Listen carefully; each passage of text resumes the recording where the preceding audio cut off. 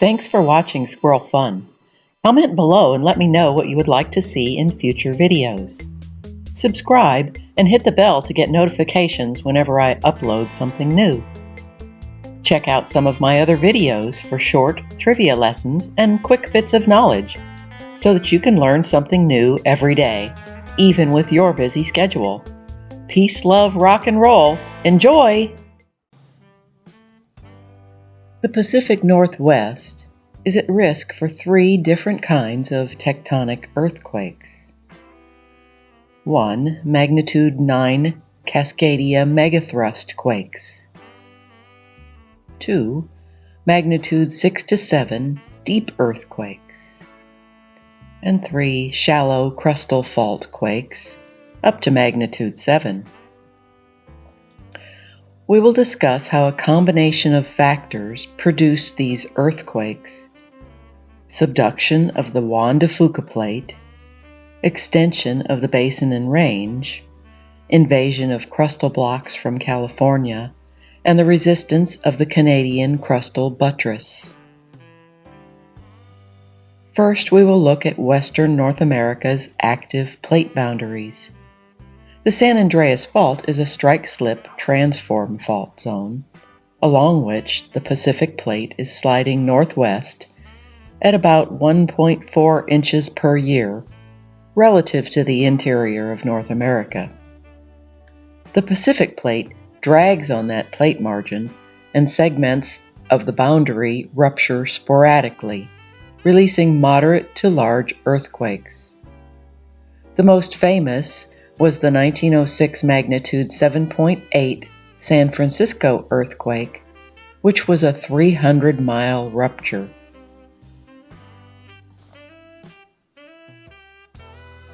North of the San Andreas Fault, the Juan de Fuca plate dives beneath and pushes on the margin of the North American plate. Rates of convergence range from 1 to 2 inches per year. On January 26 in the year 1700, a magnitude 9 great earthquake ruptured the full 600-mile length of that plate boundary. Magnitude 8 and 9 great earthquakes rupture the subduction zone roughly every 300 to 500 years. How do we know energy is building for a future great earthquake? The ongoing compression of the Cascadia continental margin is being measured by GPS. Data, represented by arrows, shows coastal stations moving northeast faster than inland stations.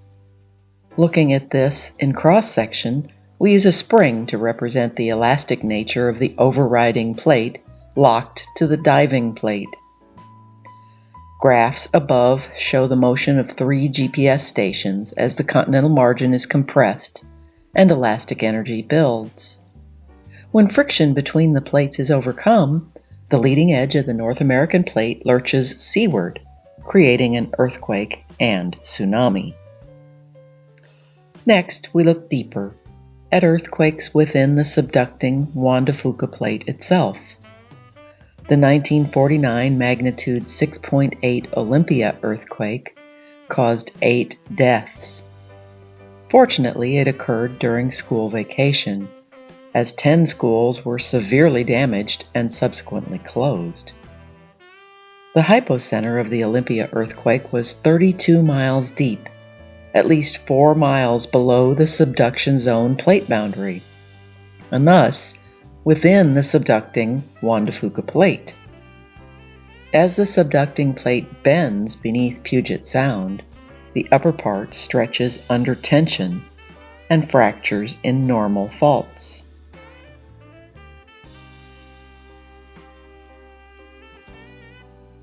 In 1965, a magnitude 6.5 deep earthquake occurred 37 miles below Seattle. In 2001, the magnitude 6.8 Nisqually earthquake was identical to the Olympia earthquake and may have occurred on the same normal fault. Strong ground shaking in the Puget Sound basin lasted over 30 seconds and caused 1 death, 400 injuries, and damaged 40 bridges and 300,000 buildings. Deep earthquakes occur every 20 to 30 years beneath the Puget Sound and can occur along the length of Cascadia, where the subducting plate bends to dive more steeply. Aside from the forces applied by the Pacific and the Juan de Fuca plates along the boundaries, more is going on within the internally deforming North American plate. As the subduction zone is locked and elastic energy builds, we expect to see deformation in the continental margin, as shown by the yellow arrows. However, this deformation is reversible because the edge of the North American plate jumps back to the west during each great earthquake, before it locks again and begins reloading. If the load and release great earthquake cycle was the only deformation, the observed GPS motions would be this simple pattern shown by the yellow arrows. However, the measured GPS motions are more complex, indicating that Cascadia deformation is a far more interesting story.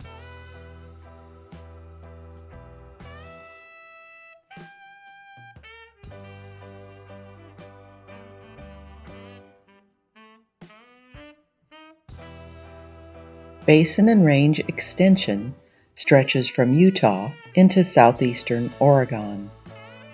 To the west, the Sierra Nevada block drags north-northwest, while the Pacific Plate is pushing on the Oregon Coast Range block, that in turn pushes on the Washington Crustal block.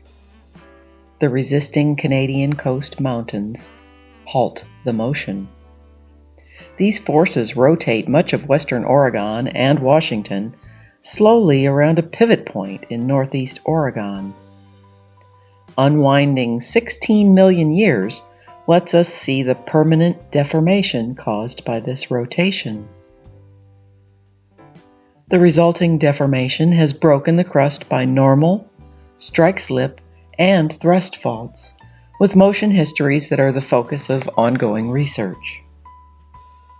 An important example is the Seattle Fault Zone that extends across the heavily populated Puget Sound area.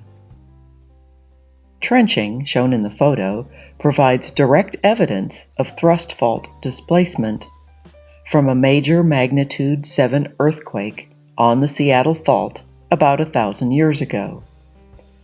The animation depicts exaggerated thrust faulting along the Seattle Fault Zone. Modeling of ground motions that would result from a magnitude 7.2 earthquake are sobering. Areas within a few miles of the Seattle Fault, including much of Seattle, would experience 20 seconds of severe ground shaking. How does shaking from a shallow Seattle earthquake differ from a deep one like the 2001 Nisqually earthquake? Because the hypocenter at Nisqually was 32 miles deep, the seismic energy spread out beyond the Puget Sound, rather than being concentrated near the epicenter, as it would for a shallow earthquake. A subduction zone megathrust earthquake, like Japan experienced in 2011, will have the broadest impact. A magnitude 9 earthquake releases the equivalent energy of 4 magnitude 7 earthquakes every second over a rupturing interval of 4 minutes. Projected ground shaking for that event will be severe at the coast, but still very strong in the urban corridor, where ground shaking can last for 6 minutes, with slow back and forth motions, particularly challenging for tall and long structures. The tsunami comes ashore 15 to 20 minutes after ground shaking stops. The Pacific Northwest is an area of high earthquake risk because of megathrust earthquakes on the plate boundary, deep earthquakes within the subducting plate, and shallow crustal earthquakes. By putting them all together, scientists are able to create an earthquake hazard map for the region. Amplified ground motions in the sediment-filled basins of the urban corridor are a concern for all earthquakes. Exterior walls of unreinforced masonry buildings, constructed before modern building codes, often crumble during earthquakes. Instinctually, people run out of buildings during ground shaking and are often killed or injured by falling debris. A life-saving response is to drop, cover, and hold on until the shaking stops. Earthquake and tsunami education, along with construction of earthquake-resistant buildings and infrastructure, are vitally important in this seismically active region.